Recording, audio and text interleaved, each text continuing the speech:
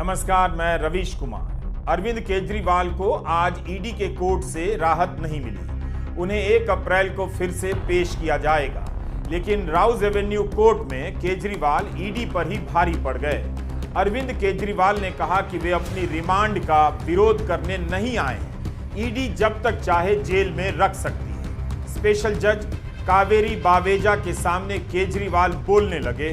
उनसे लिखित रूप में जमा करने के लिए कहा गया, मगर केजरीवाल ने अपनी पूरी बात ही कह डाली। मीडिया में, खासकर हिंदी के रद्दी अखबारों में इसे विस्तार से छापा नहीं जाएगा। पता ही नहीं चलेगा कि किस लिए केजरीवाल को गिरफ्तार किया गया है।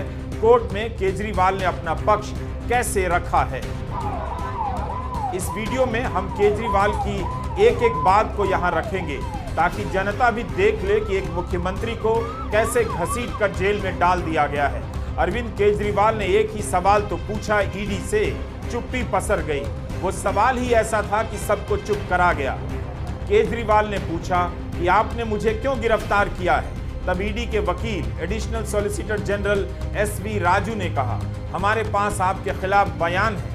और यही वो जवाब था जिस पर केजरीवाल ने छक्का मारने का शॉट खेल दिया। केजरीवाल ने ईडी से कहा कि अगर मैं कहूं कि मैंने मोदी और शाह को 100 करोड़ रुपए दिए हैं, तो क्या आप मेरे बयान के आधार पर उन्हें गिरफ्तार कर लेंगे। इसके बाद वहां चुप्पी पसर गई। क्या यह अजीब नहीं है कि सिर्फ एक बयान के आधार पर एक राज्य के मुख्यमंत्री को उठाकर जेल में बंद कर दिया गया है। केजरीवाल ने कहा कि मैं यहां अपने रिमांड का विरोध करने नहीं आया। ईडी मुझे जब तक चाहे जेल में रख सकती है, लेकिन हर किसी को पता होना चाहिए कि ईडी बीजेपी के लिए वसूली का रैकेट चला रही है। ये हालत हो गई है इस ईडी की। मुख्यमंत्री ने भरी अदालत में कह दिया, ईडी बीजेपी के लिए वसूली का गैंग चला रही है। केजरीवाल ने यह भी कह दिया कि वे अपने रिमांड का विरोध करने नहीं आए। ऐसा कहना भी बता रहा है कि इस पूरी प्रक्रिया में न्यायिक व्यवस्था का क्या हाल हो गया है। क्या केजरीवाल के इस बयान से इसकी झलक नहीं मिलती है कि दलील कैसी भी हो, कितनी भी मजबूत हो, फायदा नहीं, फैसला तय है। इसलिए कोर्ट में अपने तरीके से बात कह देनी है और निकल चलना है। कह देना है हम रिमांड का विरोध ही नहीं कर रहे। केजरीवाल ने 2 बातें मारक तरीके से रख दी कि ईडी बीजेपी के लिए वसूली का रैकेट चला रही है। ऐसा लगता है कि केजरीवाल जेल भेजने की राजनीति के भय से अब आजाद हो गए हैं। उन्हें पता है कि यही आज की नियति है। किसी को भी जेल में डाल देना खेल हो गया है। अगर जनता नहीं देख रही है तो वे खुद भी तो जनता हैं और इस बात का प्रतिकार कोर्ट में कर सकते हैं। यह बोलकर ईडी बीजेपी के लिए वसूली का रैकेट चलाती है। 27 मार्च को दिल्ली हाईकोर्ट के सामने केजरीवाल के वकील अभिषेक मनु सिंघवी ने भी कोर्ट के सामने कुछ ऐसा ही कहा। सिंघवी ने कहा, मुझे खुशी है कि कम से कम 1 या 2 कोर्ट तो ऐसे हैं जिन्होंने ईडी की कार्य पद्धति पर कुछ कहा है। आमतौर पर कोर्ट ईडी नाम की होली काऊ को छूना भी नहीं चाहते। सिंघवी का तो यही कहना था कि ईडी को पवित्र गाय बना दिया गया है। नाम आते ही सब आस्था करने लग जाते हैं। इससे पहले याद कीजिए, सुप्रीम कोर्ट में कपिल सिब्बल ने क्या कहा था, यही कि जब इस कोर्ट का इतिहास लिखा जाएगा, निश्चित रूप से यह स्वर्णिम दौर नहीं होगा। सिब्बल की इस बात पर अदालत से यही आवाज आई। अच्छा, देखते हैं। अंग्रेजी में सिब्बल ने कहा, When the history of this court will be written, this will not be a golden period. Kejriwal, Singhvi और सिब्बल तीनों ने ईडी को लेकर कोर्ट के भीतर ये बातें कही हैं। ईडी का जिस तरह से राजनीतिक इस्तेमाल हो रहा है, वो हर दिन अदालतों का भी इम्तहान ले रहा है। जमानतें नहीं मिलती हैं और तरह तरह की कहानियां बना दी जाती हैं। 27 मार्च को दिल्ली हाई कोर्ट की तरह आज राउज एवेन्यू कोर्ट में भी ईडी के वकील का जवाब कुछ कमजोर नजर आया। अभिषेक मनु सिंघवी की याचिका पर ईडी यही कहती रही कि 3 हफ्ते का समय चाहिए जवाब देने के लिए। हाई कोर्ट ने 2 अप्रैल तक का समय दिया। ईडी ने आज यही कहा, हमारे पास सबूत हैं कि 100 करोड़ की रिश्वत की मांग की गई है। किसी ने दबाव में आकर बयान दिया है या नहीं, ये ट्रायल में साबित होगा।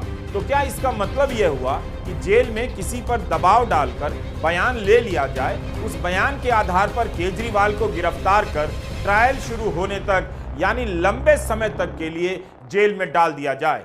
इस वक्त किसी का बयान इतना महत्वपूर्ण कैसे हो सकता है कि किसी मुख्यमंत्री को आप जेल में डाल दें। अब हम आते हैं उन 4 बयानों पर जिनके आधार पर केजरीवाल को गिरफ्तार किया गया है और जिसकी बात खुद केजरीवाल ने आज कोर्ट के सामने रखी। मुख्यमंत्री केजरीवाल ने कहा, पहला बयान सी अरविंद का है। सी अरविंद मनीष सिसोदिया के सचिव थे। उन्होंने कहा कि एक दिन मेरे घर में मेरी मौजूदगी में मनीष सिसोदिया ने उनको कुछ एक्साइज डिपार्टमेंट के डॉक्यूमेंट हैंडओवर किए। ये नहीं कहा कि पैसे दिए, बस इतना ही। मेरे घर पर ढेरों मंत्री आते हैं, सचिव आते हैं, आपस में खुसर फुसर करते हैं, आपस में डॉक्यूमेंट शेयर करते हैं। क्या यह पर्याप्त कारण है कि सिटिंग मुख्यमंत्री को अरेस्ट कर लिया जाए? दूसरा बयान मागुंटा श्रीनिवासुलु रेड्डी का है, एमएसआर का। ये सांसद थे जगन रेड्डी की पार्टी से। एक दिन 16 मार्च 2021 को 4:30 बजे मेरे दफ्तर आते हैं। 10 दिन पहले उन्होंने पत्र भेजा था कि मैं सांसद हूं, मुख्यमंत्री से मिलना है। वो मेरे पास मिलने के लिए आते हैं। मैं जल्दी में था। वे आकर कहते हैं कि दिल्ली में फैमिली चैरिटेबल ट्रस्ट खोलना है। मैंने कहा जमीन हमारे अंडर नहीं आती है, एलजी साहब के अंडर आती है। आप मुझे चिट्ठी दे दीजिए, मैं एलजी साहब को फॉरवर्ड कर दूंगा, बस। 16 सितंबर 2022 को उनके घर पर रेड होती है। उनसे पूछा जाता है कि क्या आप केजरीवाल से मिले? वो कहते हैं हाँ मैं मिला, मैं उनसे फैमिली ट्रस्ट के लिए जमीन मांगने गया था। ये 16 सितंबर 2022 को सेक्शन 17 में दर्ज हुआ बयान है। ईडी इससे खुश नहीं होती है। 5 महीने के बाद उनके बेटे को 10 फरवरी के दिन गिरफ्तार कर लिया जाता है। उसके बावजूद अपने स्टेटमेंट पर कायम रहते हैं। 5 महीना जब बेटा गिरफ्तार होता है, जेल में रहता है, तो बाप टूट जाता है। 16 जुलाई को अपना बयान बदल लेते हैं। 18 जुलाई को बेटा छोड़ दिया जाता है। उसके बाद उनका कोई स्टेटमेंट नहीं होता। जैसे ही उन्होंने मेरे खिलाफ स्टेटमेंट दिया, बेटा भी छूट गया और स्टेटमेंट लेने भी बंद हो गए और 3 अक्टूबर को उनका माफीनामा भी हो गया। मिशन पूरा हो गया। इसका मतलब ईडी को केवल और केवल मुझे फंसाना था। ईडी बार बार टोकती रहती है कि केजरीवाल लोगों को सुना रहे हैं, अपनी बात कहे जा रहे हैं, मगर किसी तरह केजरीवाल ने अदालत से अपनी बात कहने का समय हासिल कर लिया। उन्होंने कहा कि ईडी के पास 3 बयान हैं, तीनों ही बयान सेक्शन 50 के तहत लिए गए हैं, इसलिए कानून की नजर में तीनों बराबर हैं। तब फिर कोर्ट के सामने एक ही बयान को क्यों लाया गया? उन 2 बयानों को क्यों नहीं लाया गया जिसमें मेरे पक्ष में कहा गया है? जो केजरीवाल के खिलाफ स्टेटमेंट है, केवल वही लाया गया। कोर्ट के सामने तीनों बयान लाना चाहिए था ताकि कोर्ट तय करता सच्चाई क्या है। अब केजरीवाल राघव मगुंता के बयान की बात करते हुए कहते हैं कि 10 फरवरी को राघव गिरफ्तार होता है। गिरफ्तारी के बाद उससे 5 बार बयान लिया जाता है। 5 बयान में वह एक ही बात करता है, अपना बयान नहीं बदलता।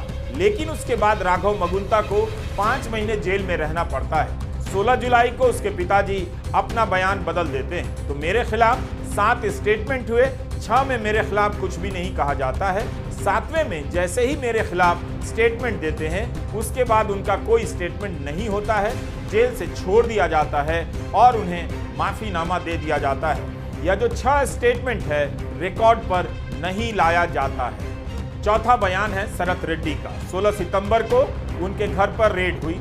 9 नवंबर को स्टेटमेंट देते हैं, मेरे खिलाफ नहीं बोलते। 10 नवंबर को गिरफ्तार कर लिए जाते हैं। उसके बाद उनके 9 स्टेटमेंट होते हैं। किसी में भी शरत रेड्डी मेरे खिलाफ नहीं बोलते, लेकिन 6 महीने जेल में रहने के बाद 25 अप्रैल को टूट जाते हैं और वो इतना कहते हैं कि मैं विजय नायर के साथ सीएम साहब से मिलने गया था, सीएम साहब जल्दी में थे।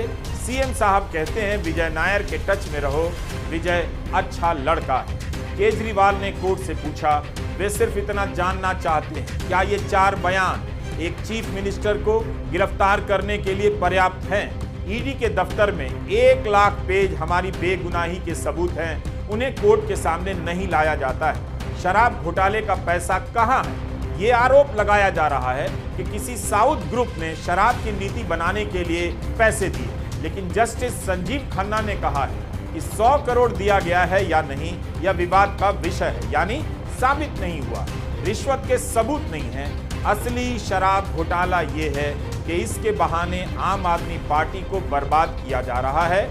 ये गवाही वाली बात हमने आपको 27 मार्च के वीडियो में भी बताई है। इसी तरह की बात अभिषेक मनु सिंघवी ने भी दिल्ली हाई कोर्ट में रखी। आपको हमारा वो वीडियो फिर से देखना चाहिए, उसमें सिंघवी के तर्क को विस्तार से रखा गया है। आप सोचिए, शरद चंद्र रेड्डी को पीठ दर्द के नाम पर बेल मिल जाती है, बाहर आकर सरकारी गवाह बन जाते हैं और इनकी कंपनी 50 करोड़ का चंदा बीजेपी को देती है, बीजेपी ले लेती है। केजरीवाल ने कोर्ट में कहा कि मेरे पास सबूत हैं कि यह रैकेट चल रहा है, मनी ट्रेल दिखाई दे रही है। उसने गिरफ्तार होने के बाद 50 करोड़ रुपए का चंदा दिया। ईडी के वकील राजू ने कहा, जिस व्यक्ति ने केजरीवाल का नाम लिया है उसने कारण भी बताए, सब कुछ पेपर में दर्ज है। दिल्ली हाई कोर्ट में यह सब जमा भी किया गया है। केजरीवाल कहते हैं कि उनके पक्ष में जो पेपर है वो ईडी के पास है, लेकिन उन्हें कैसे पता ईडी के पास है? ये सब कल्पना की बातें हैं। ये आपके प्रमुख हैं।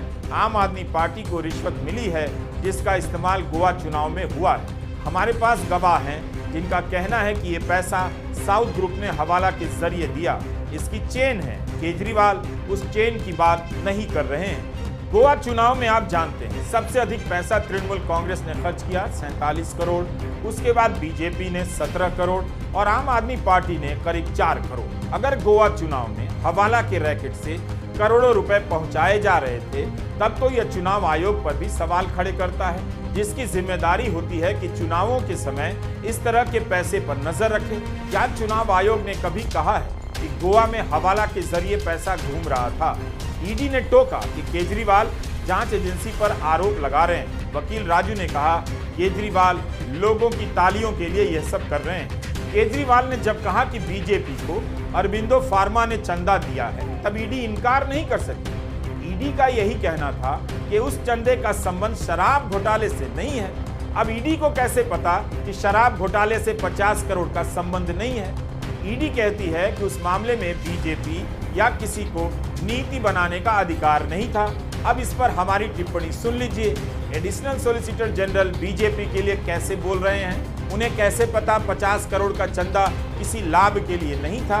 यह तो स्थापित हो चुका है कि शरद चंद्र रेड्डी के गवाह बनने के बाद ही अरबिंदो फार्मा ने बीजेपी को 50 करोड़ का चंदा दिया है। तो ईडी के वकील कैसे कह सकते हैं कि उसका संबंध शराब बनाने की नीति से नहीं है?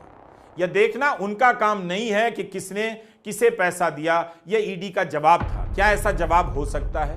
जिस व्यक्ति को ईडी ने ही शराब घोटाले के मामले में गिरफ्तार किया, उसे सरकारी गवाह बनाया, उसकी कंपनी बीजेपी को 50 करोड़ का चंदा दे और ईडी को जांच नहीं करनी चाहिए? ईडी कहती है कि बीजेपी को शराब की नीति बनाने का अधिकार नहीं था, तो इस मामले में ईडी को जांच करनी चाहिए या नहीं? हमने एक वीडियो में आपको विस्तार से बताया है कि सैटेलाइट स्पेक्ट्रम के लिए नीलामी होनी थी।